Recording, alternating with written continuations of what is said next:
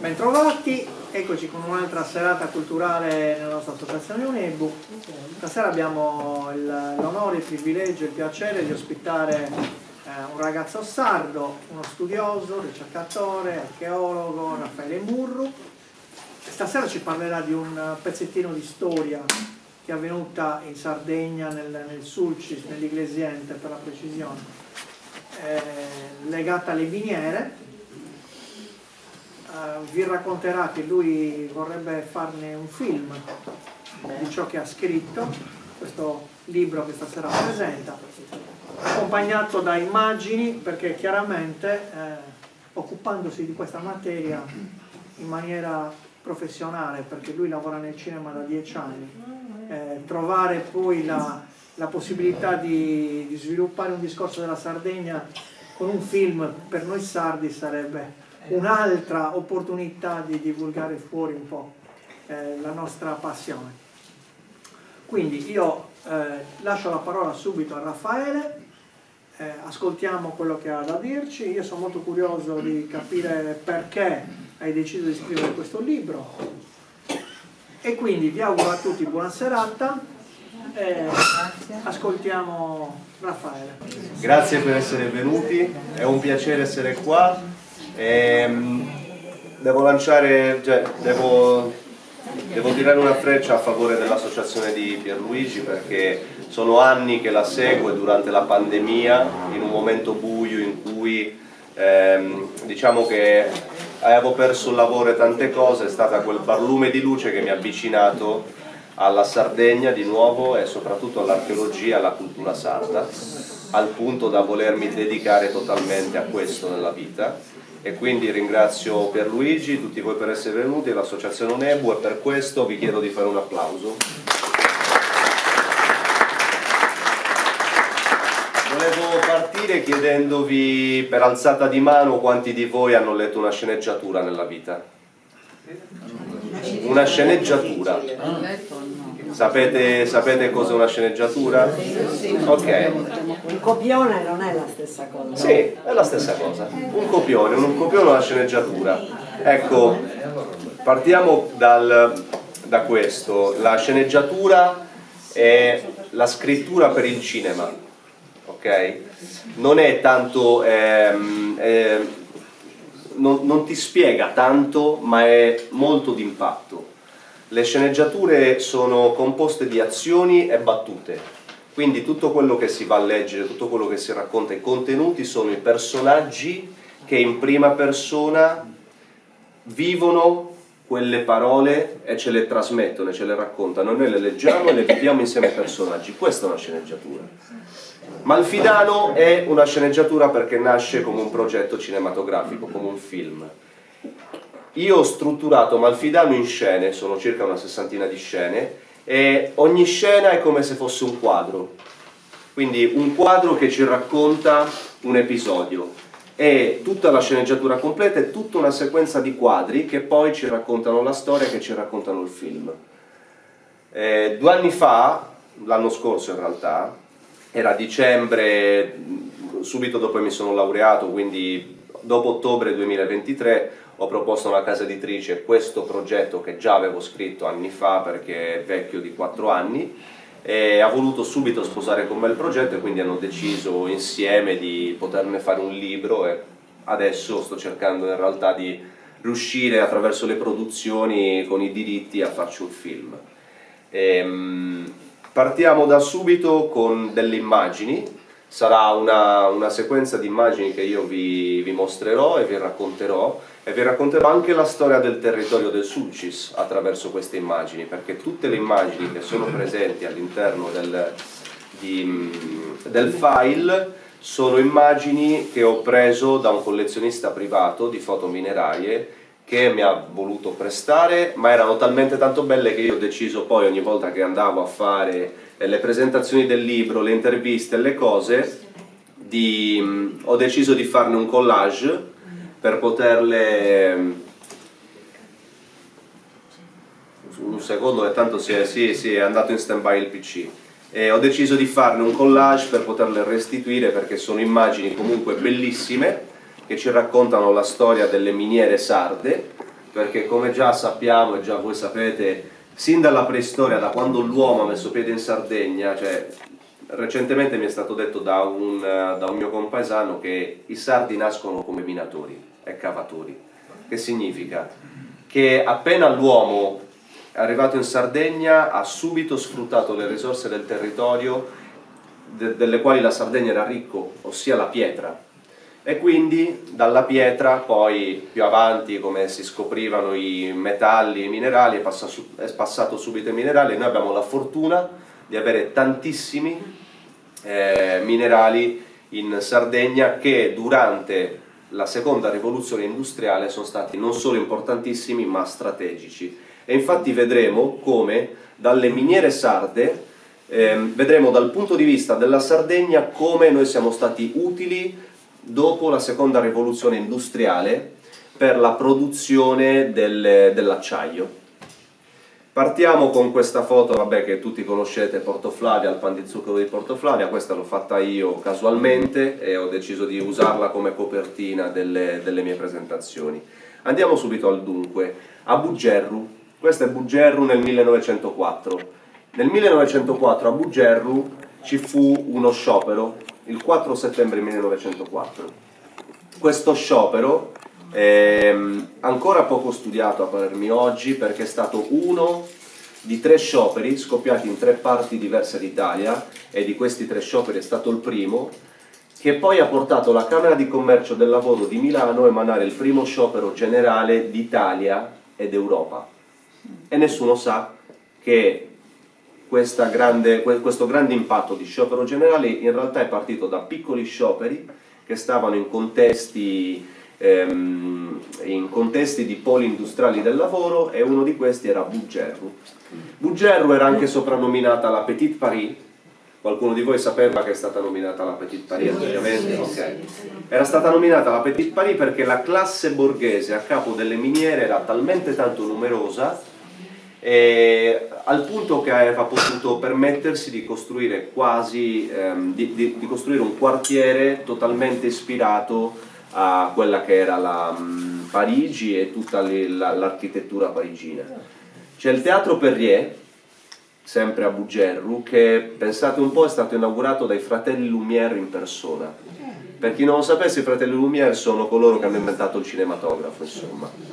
Ma l'importanza strategica di Bugerru, che oggi fa più o meno 1500 abitanti, ma all'epoca aveva una vasta area che arrivava fino a quasi 30.000 abitanti lì nell'Interland intorno, aveva non solo il teatro Perrier inaugurato dai fratelli Lumière in persona, ma aveva la prima centrale elettrica in Sardegna, che era strategica anche per la miniera, e aveva la prima automobile arrivata in Sardegna, di Achille Georgiades nel 1905, che era il direttore minerario, che più avanti vedremo, che ha deciso, che ha scatenato lo sciopero della classe operaia dei minatori, involontariamente l'ha scatenato, però le restrizioni le ha scelte lui, perché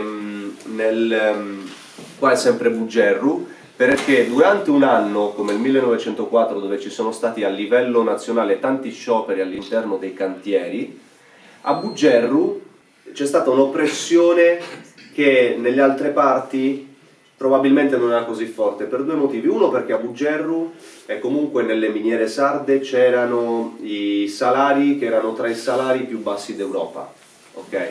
Quindi avevamo i minatori che lavoravano per dall'1,5 alle 2,5 lire al giorno, a differenza di un direttore minerario dell'elite mineraria che guadagnavano dai 40 alle 50 lire al giorno e il direttore 100 lire al giorno. Quindi già vediamo il gap della classe borghese a capo delle miniere e degli operai.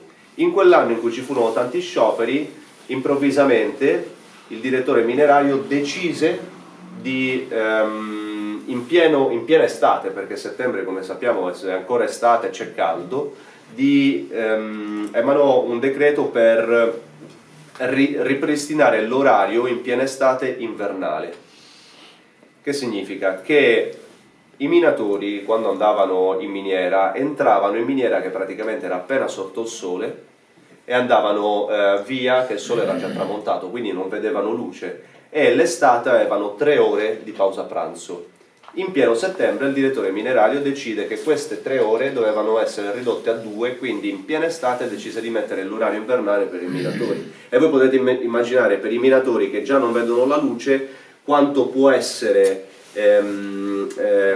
possono tenere loro a cuore, già prendono paghe basse, già sono sfruttati, già fanno un lavoro e contribuiscono ad arricchire altri, che significava per loro vedersi ridotto così da un momento all'altro senza una ragione concreta, perché le cause ancora non si sanno, vedersi ridurre a 2 ore la pausa pranzo, e questo ha fatto scoppiare questo sciopero che è durato 2 giorni. Qua possiamo vedere come dalle miniere sarde in quegli anni, tra la fine del 1800 e i primi del 900, venisse estratto una roba come una media di oltre le 150.000 tonnellate di minerale annuo. Parliamo dell'85% di zinco prodotto a livello italiano e l'80% a livello mondiale, e oltre il 90% di piombo prodotto a livello italiano. Vedremo anche perché erano strategici piombo e zinco. Questa è la fotografia: a destra abbiamo Achille Georgiades e a sinistra la foto fatta dello sciopero del 4 settembre, di quel giorno, davanti alla casa del direttore minerario, dove si sono riuniti una roba come quasi 3.000 scioperanti durante l'arco di tutta la giornata. Questo sciopero, quando il direttore minerario chiamò l'esercito per sedare lo sciopero in realtà stava già finendo. Perché? Perché il direttore minerario chiamò all'alba il regio esercito che si trovava qua a Cagliari e si fece mandare a Bugerro 2 battaglioni.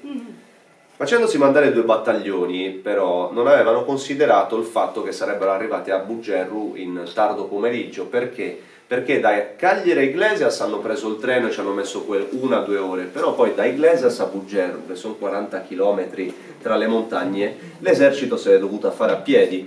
Quindi il direttore minerario, incosciente di quello che stava andando a compiere, ha ben pensato di far arrivare un esercito stanco morto con gli scioperanti che stavano alle 4 del pomeriggio praticamente finendo lo sciopero.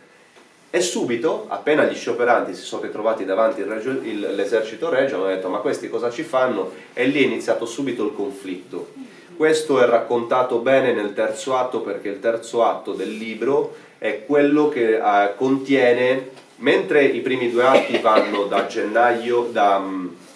giugno a fine agosto, okay, all'interno del libro, il terzo atto sono esclusivamente gli ultimi 2 giorni. Quindi io ho ricostruito nel terzo atto, con la sceneggiatura, ho ricostruito come sono andate le vicende gli ultimi 2 giorni di sciopero, fino a quando l'esercito ha fatto fuoco sugli scioperanti causando 4 morti, 2 subito sul colpo e 2 avvenuti a seguito delle ferite che hanno riportato durante il caos che si è formato, ecco. Chi c'era per loro a mediare tra la direzione mineraria e gli operai? C'erano questi 2 signori, che sono coloro che hanno portato le azioni sindacali in Sardegna. Diciamo che le azioni sindacali a livello nazionale possiamo quasi ritenere che nacquero in realtà in Sardegna. Perché? Perché Giolitti, nel secondo governo, qua siamo in piena epoca giolittiana e siamo nel secondo governo Giolitti, che andò dal 1903 al 1905. Quindi attraverso tutto l'arco di quelle che sono state le vicende dei moti di Bugerru. Giolitti aprì le porte al Parlamento ai socialisti. I socialisti si avvalevano dei sindacalisti per, come dire, per avere un sistema di controllo all'interno dei cantieri, delle fabbriche, dei posti di lavoro. Questa cosa è importante perché appena arrivarono Cavallera e Battelli, subito avviarono, come dire, delle azioni sindacali in favore di chi operava per le miniere. Il minerale faceva un percorso che poi più avanti vedremo, però a Carloforte, okay, che era il punto da cui il minerale partiva per andare in Nord Italia, c'era il monopolio del trasporto del minerale in mano a dei piemontesi, dei liguri e comunque persone che non erano sarde.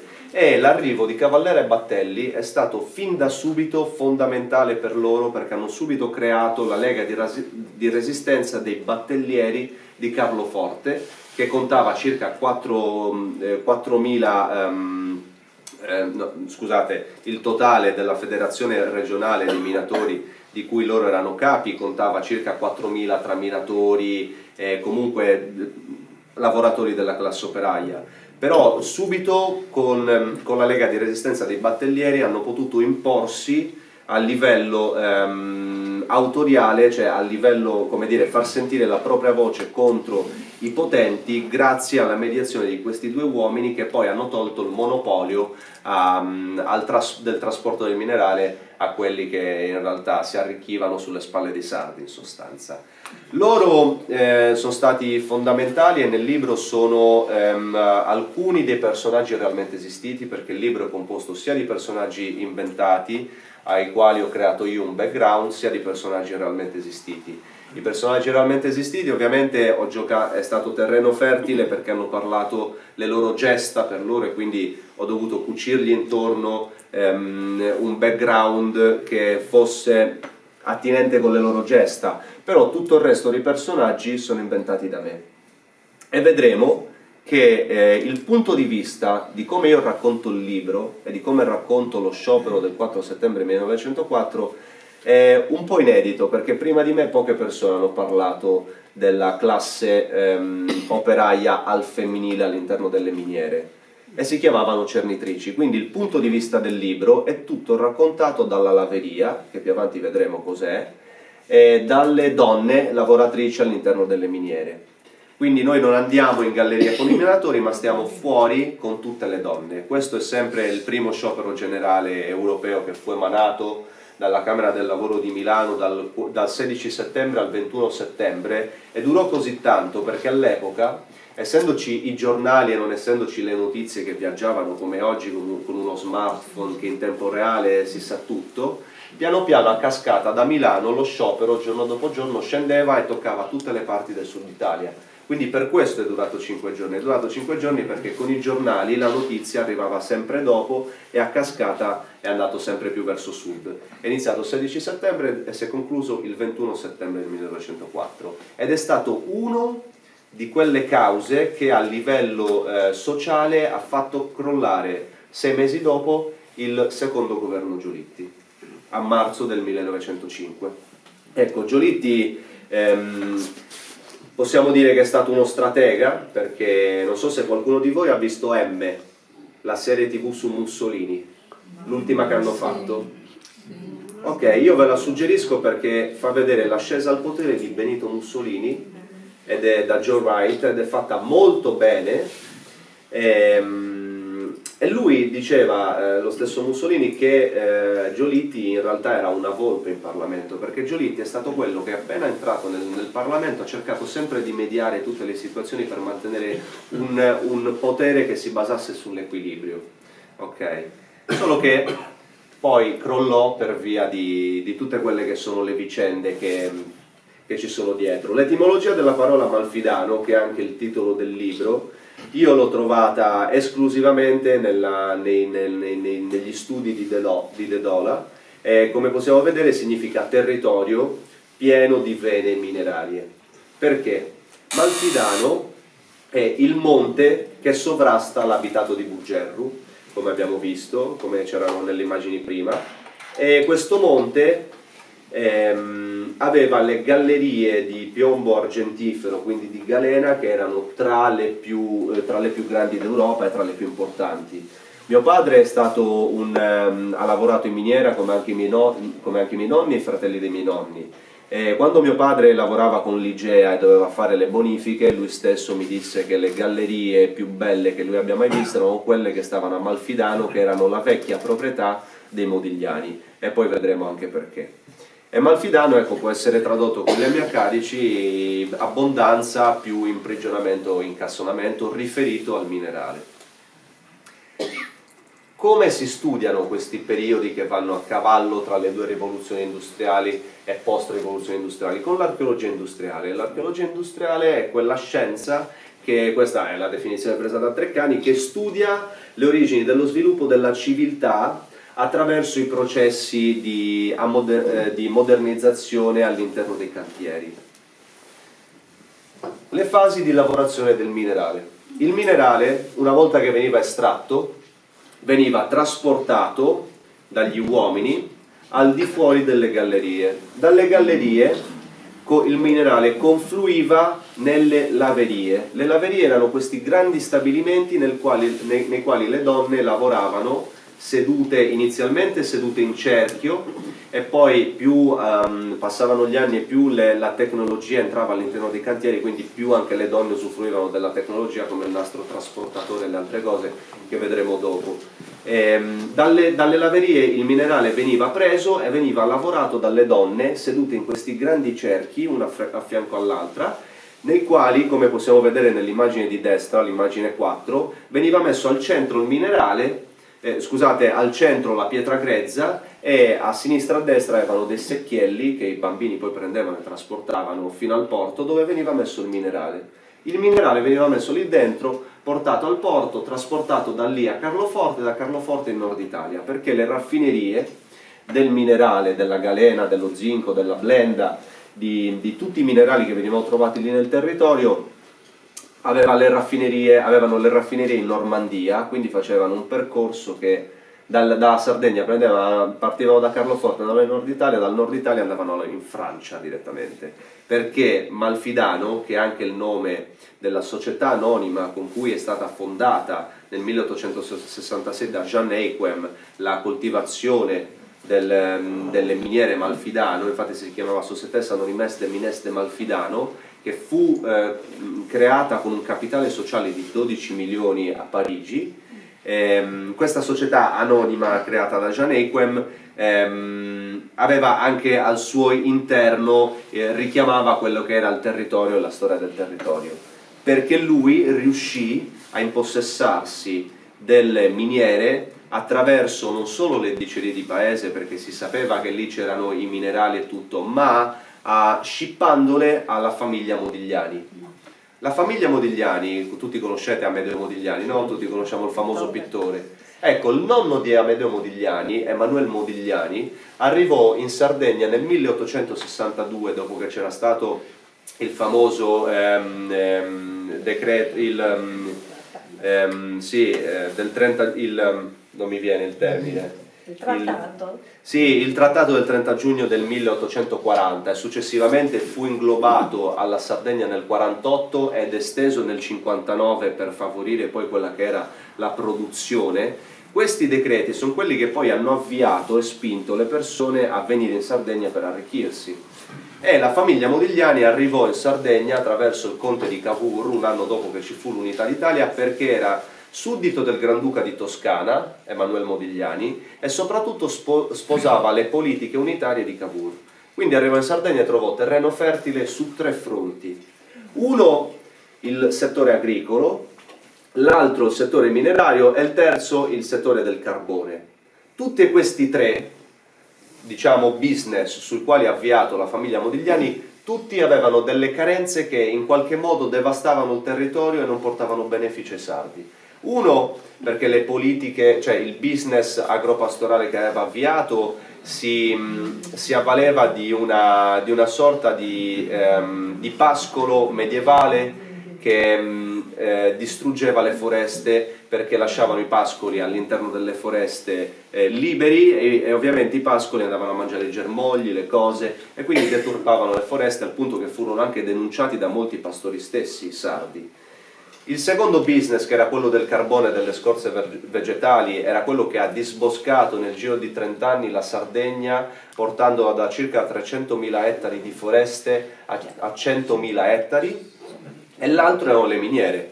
Le miniere, per avvalersi delle concessioni delle miniere, avevano un limite. Loro erano limitati dal fatto che potessero agire semplicemente su circa una trentina di siti. Uno di questi siti, che poi si rivelò essere quello più importante e più rigoglioso a livello di minerale, gli fu scippato da questo Jan Eiquem, che avviò l'Associazione per la coltivazione delle miniere sarde. E Jan Eiquem fu denunciato dai Modigliani e avviarono all'epoca, nella seconda metà dell'Ottocento, il più grande processo italiano che ci fosse in quel periodo, che prevedeva lo scippo da parte di Eiquem nei confronti di Modigliani. Uno ha denunciato l'altro, si sono controdenunciati, comunque nulla di fatto, perché i Modigliani hanno finito per spendere tutti i soldi tra avvocati e cose e hanno fallito e sono andati in crisi come famiglia nel 1884. Questo successe a seguito di un tentativo di andare a ricercare calamina nel Bergamasco. Come possiamo vedere qua nell'ultima foto, è l'ultima fase della lavorazione del minerale, e possiamo dire che le donne svolgevano, le cernitrici, un ruolo fondamentale, perché erano l'ultima fase dell'estrazione del minerale e la prima fase della lavorazione. Okay? Mentre il minerale usciva dalle miniere, arrivava e confluiva in queste grandi laverie e veniva lavorato dalle donne, le donne inconsapevolmente o consapevolmente, questo non saprei dirlo, però lavoravano il minerale, ed era già lì si faceva un censimento del minerale stesso, che poi sarebbe andato nelle raffinerie per essere utilizzato come prodotto, insomma. Ed era anche l'ultima fase dell'estrazione del minerale. Abbiamo le donne che quasi sempre all'interno dei cantieri lavoravano insieme ai bambini, perché la povertà era talmente tanta, e le donne, a differenza di un uomo che arrivava a guadagnare al massimo 2,5 lire al giorno, le donne guadagnavano al massimo 1,5 lire al giorno. Allora, non potendo permettere l'istruzione ai figli, quando avevano tanti figli, tanti bambini, se li portavano nei cantieri che facevano gli aiutanti, i trasportatori, e quindi i cantieri delle donne e le laverie erano anche pieni dei loro figli e dei bambini, che venivano per portare più soldi a casa, in sostanza.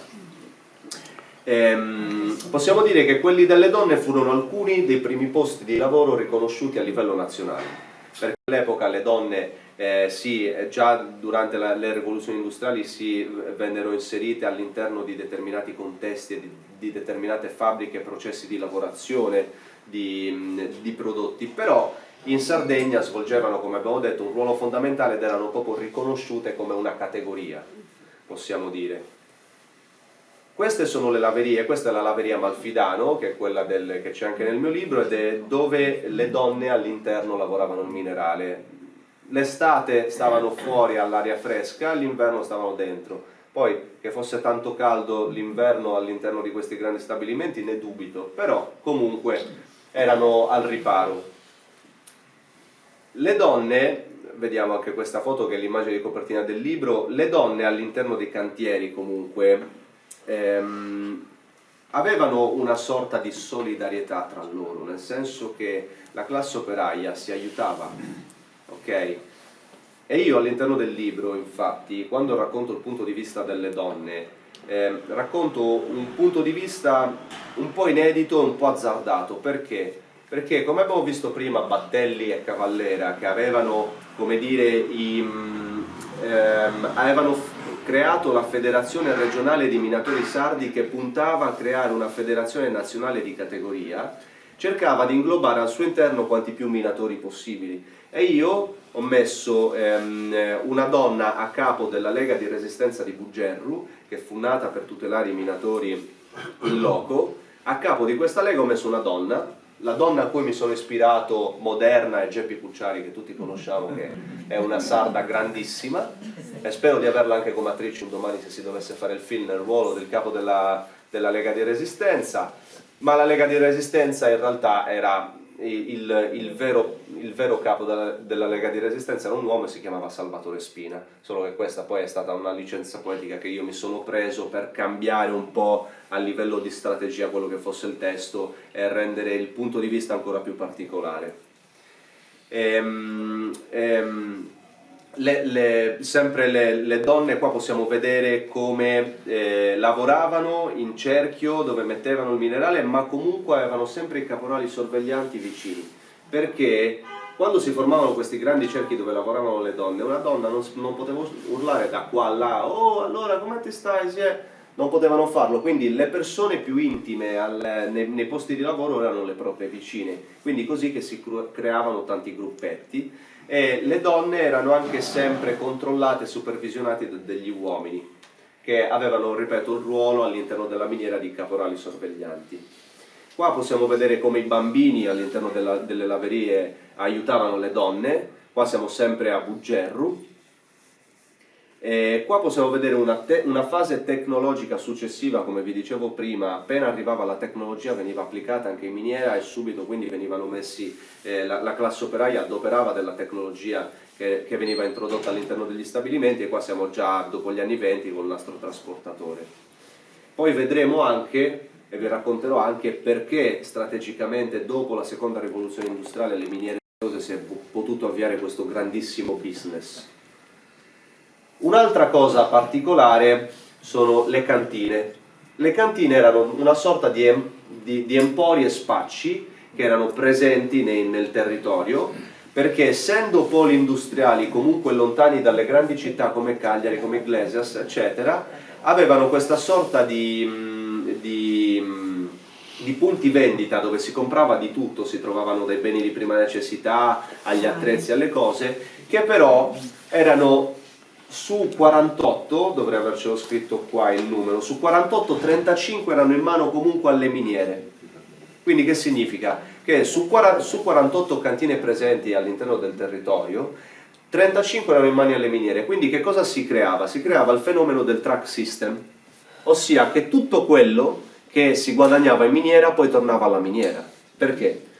Perché gli operai quando andavano, è lì anche che si creava il famoso debito del minatore, perché gli operai quando avevano bisogno di qualcosa andavano nelle cantine, e le cantine essendo in mano alla direzione mineraria potevano permettersi di fare debito che poi a fine mese gli sarebbe stato scalato dallo stipendio.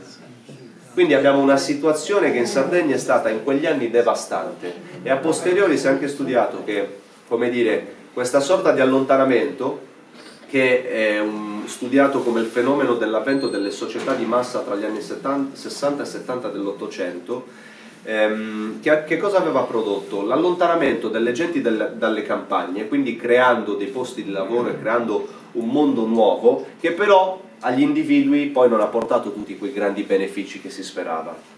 Paradossalmente, se un contadino avesse continuato a fare il contadino negli anni forse non si sarebbe ammalato, non si sarebbe preso un sacco di cose, quindi avrebbe potuto continuare, ecco, a vivere la propria vita rigogliosa in salute.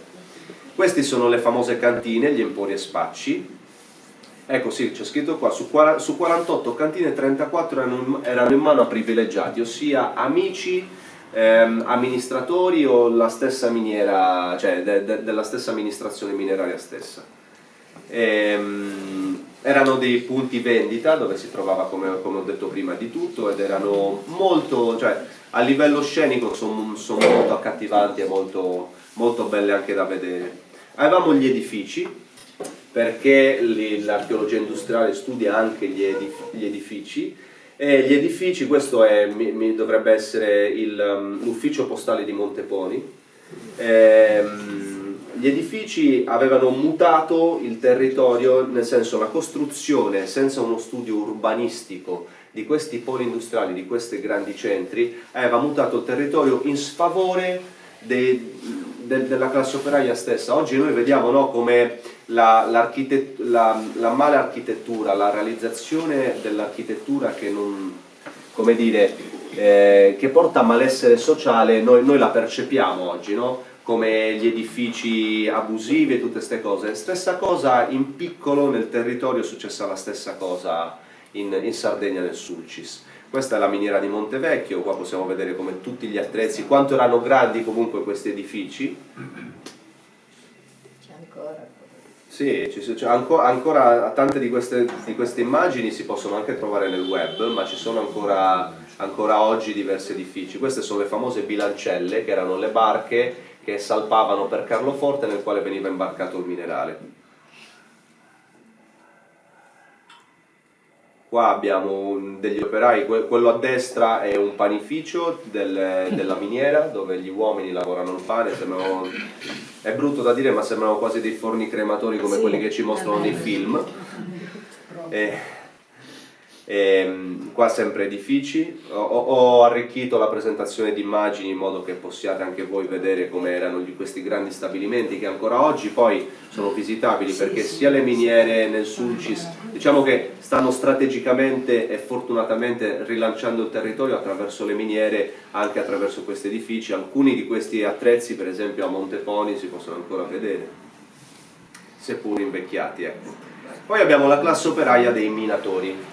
Mentre le donne lavoravano, sì, c'erano erano diversi i ruoli delle donne all'interno della miniera, non erano solo cernitrici, però all'interno dei cantieri non svolgevano quasi mai il ruolo degli uomini, per due motivi. Uno, perché le donne non potevano andare sottoterra, ok? Quindi le donne non potendo andare sottoterra, perché si diceva portassero sfortuna, in realtà a posteriori si è scoperto che è stato un grandissimo beneficio per le donne non metterci mai piede, perché non si prendevano silicosi, non si prendevano tutte le malattie, non si respiravano le polveri che invece gli uomini erano costretti a respirarsi, insomma. E quindi abbiamo questa sorta di negazione per un fattore scaramantico, che in realtà poi ha portato un beneficio alla salute delle operaie e delle donne.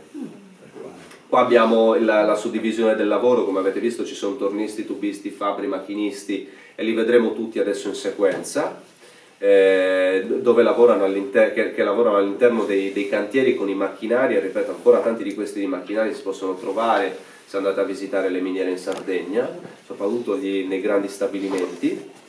La miniera era un sistema complesso, quindi c'erano tanti settori e ognuno portava il proprio contributo a quello che era il lavoro della miniera stesso, nel senso che se io avevo bisogno, come dire, di un attrezzo che si potesse utilizzare solo nella miniera di Malfidano, io non dovevo andare a ordinarmelo, avevo i falegnami che mi preparavano lo stampo, e poi i tornisti che lavoravano i metalli a seconda dello stampo, o comunque tutto quello che serviva alla miniera veniva costruito all'interno della miniera stessa.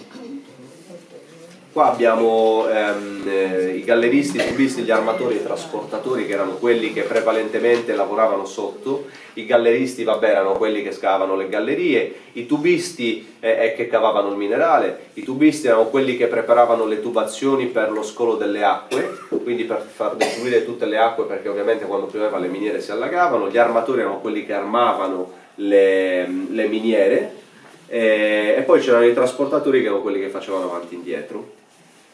Qua abbiamo sempre degli operai, vedete, cioè, gli ascensori oggi una cosa del genere sarebbe al limite della legalità probabilmente, anzi se non illegale. Ecco, qua abbiamo gli armatori che vediamo come facevano le armature per le gallerie, e gli armatori quasi sempre quando andavano in miniera passavano dalla falegnameria dove c'erano stoccati tutti questi grandi tronchi e se li portavano uno a uno. Quindi il minatore non solo quando doveva attaccare a lavoro si doveva portare gli attrezzi e tutto, ma si doveva anche portare il legno che poi avrebbe dovuto montare. È come se un muratore che oggi va a lavorare si deve portare lui l'impalcatura da casa, cioè, è follia.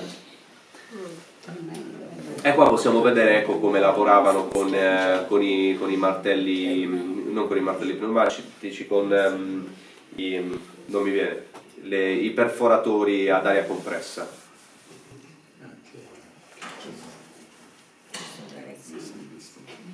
Sì, l'età media era molto giovane, parliamo di minatori che arrivavano ai 50 anni già con una salute super cagionevole, perché entravano in miniera che erano bambini, e già quando avevi 12 anni eri considerato un adulto e poteva scendere in galleria, anzi meglio, perché eri anche piccoletto e quindi riuscivi ad andare dove magari un adulto non riusciva ad andare, e quindi crescendo poi crescevano con una salute molto cagionevole.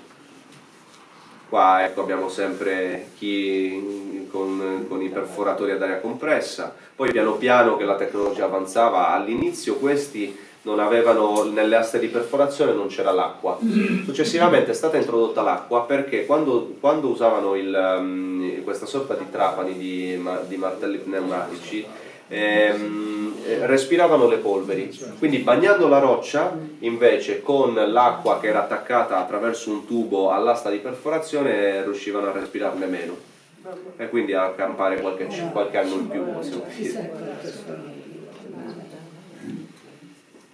Le foto vengono tutte da un collezionista privato che ho incontrato io, sono bellissime e ripeto, le ho utilizzate io per preparare le mie presentazioni per le produzioni cinematografiche, però erano talmente tanto belle che mi piaceva condividerle comunque perché sono parte di noi e sono parte del nostro territorio e mi piaceva condividerle quando facevo le presentazioni, insomma. Siamo a cavallo tra l'Ottocento e i primi del Novecento. Sì, infatti adesso parleremo brevemente delle rivoluzioni industriali perché sono state strategiche. Qua abbiamo le guardie minerarie perché i cantieri avevano anche le guardie, queste sono le guardie di Monteponi. Sembrano quasi in costume dei cacciatori dell'epoca, in costume sardo. Esatto. Erano molto pericolosi. Sì, i vestiti erano molto semplici. Eppure guarda che dignità. All'interno del libro ci sono anche dei disagi che mi hanno raccontato attraverso le memorie storiche tramandate oralmente, ma ci sono alcuni dei disagi che si creano anche tra le donne legate a quelle che erano i loro abiti, le loro vesti e le loro cose. Qua prima che ovviamente ci fosse il treno trasportavano minerale nei vagoni con i cavalli, se non spingendolo. Poi c'erano alcuni, prima che arrivassero addirittura i vagoni, tutte le cose, cioè, utilizzavano i bambini, si mettevano le ceste nelle spalle e dentro le ceste c'era il minerale ed erano loro che facevano il trasporto. Siamo sempre, qua siamo appena le miniere hanno aperto, quindi dal 1870 in poi. Sì. Poi c'erano gli ingegneri chimici, che a differenza della semplice classe operaia erano quelli che guadagnavano un po' di più perché erano quelli specializzati.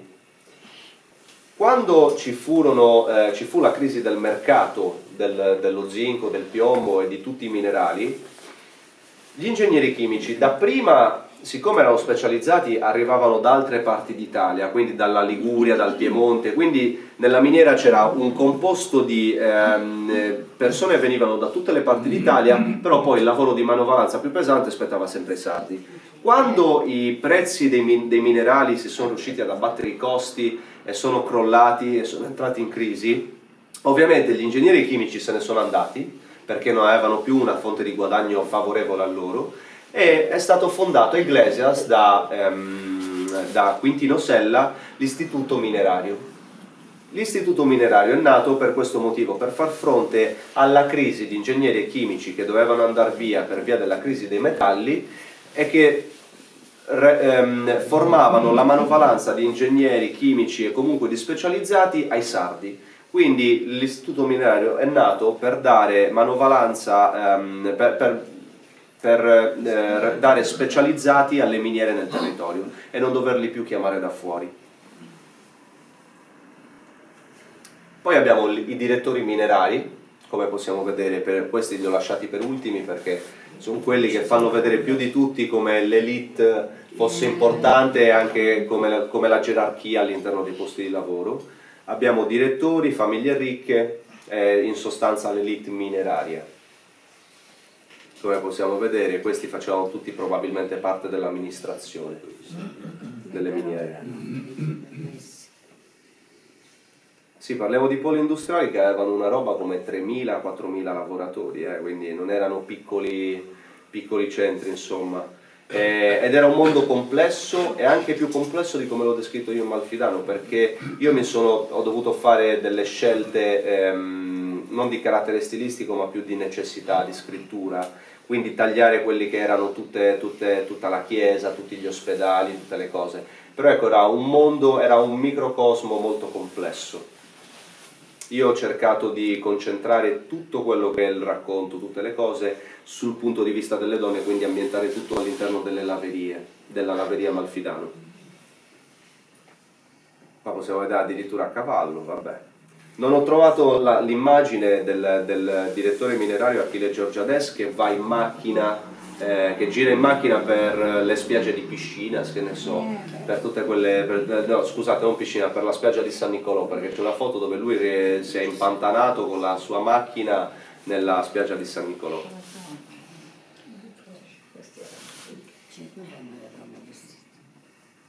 Sì. E questa dovrebbe essere l'ultima fotografia. Esattamente. Qua ci sono i miei contatti. E adesso parleremo in breve delle rivoluzioni industriali e del perché in Sardegna, dopo la seconda rivoluzione industriale, sono state strategiche le miniere. Allora, mentre la prima rivoluzione industriale è nata per uno svantaggio competitivo sull'agricoltura da parte dell'Europa nei confronti della Cina. Che significa? Che le risorse per uno Stato autosufficiente, soprattutto in Inghilterra, erano terminate, quindi dovevano andare a ricercarle in giro per il mondo e così si sono avviati, come dire, i primi mercati che hanno portato alla globalizzazione. E questo è uno dei motivi per il quale, è il motivo principale per il quale è scoppiata la prima rivoluzione industriale, che poi ha potuto permettere di ampliare i mercati e portare a una seconda rivoluzione industriale.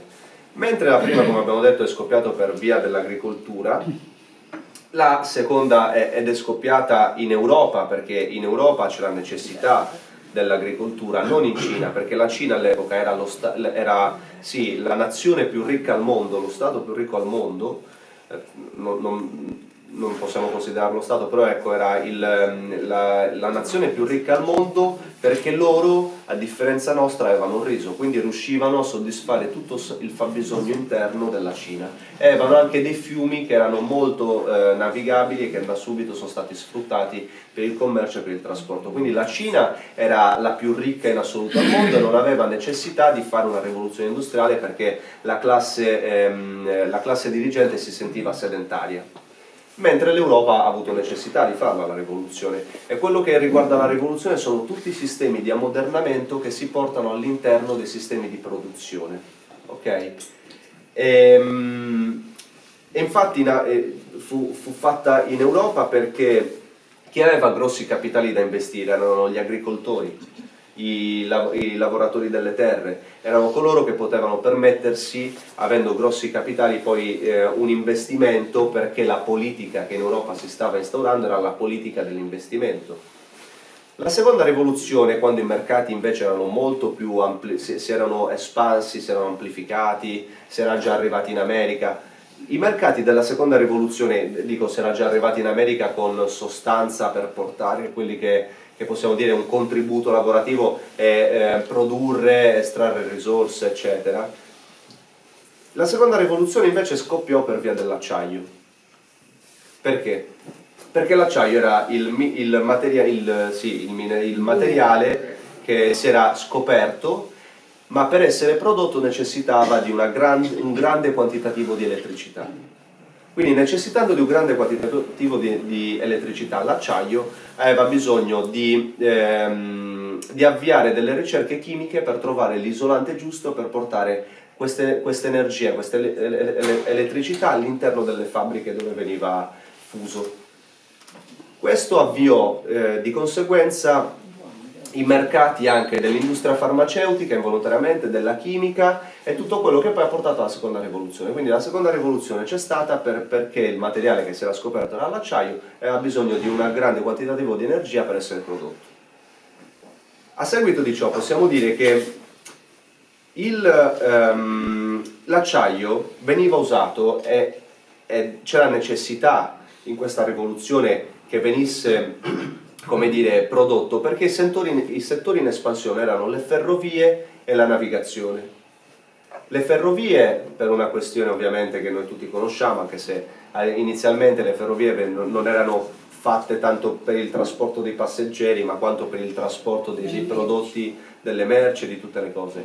Mentre il settore delle navi, per la navigazione, che era un settore in espansione, aveva bisogno dell'acciaio, ma l'acciaio, per poter essere, come dire, fortificato e reso un materiale utile alla navigazione, aveva bisogno della zincatura. Ed ecco qua che entrano in gioco le miniere sarde, perché lo zinco prodotto dalle miniere sarde serviva per la zincatura degli scafi delle navi di fine 800. È così che noi abbiamo avuto poi quello che è considerato il più grande, non la più grande colonizzazione, ma che a livello internazionale ha prodotto più risorse rispetto a tutti gli altri, perché la Sardegna ha avuto 3 colonizzazioni, 4 colonizzazioni adesso con l'eolico. La prima fu il carbone, la seconda furono i minerali, la terza furono le raffinerie siderurgiche negli anni 50 e 60 del secolo scorso, e la quarta è l'eolico. Quindi ecco che noi stiamo subendo con l'eolico la quarta colonizzazione, dove, come diceva Gramsci, noi sardi subiamo passivamente quello che è il sistema di ammodernamento di quelle che sono le risorse per produrre energia. E così ho concluso la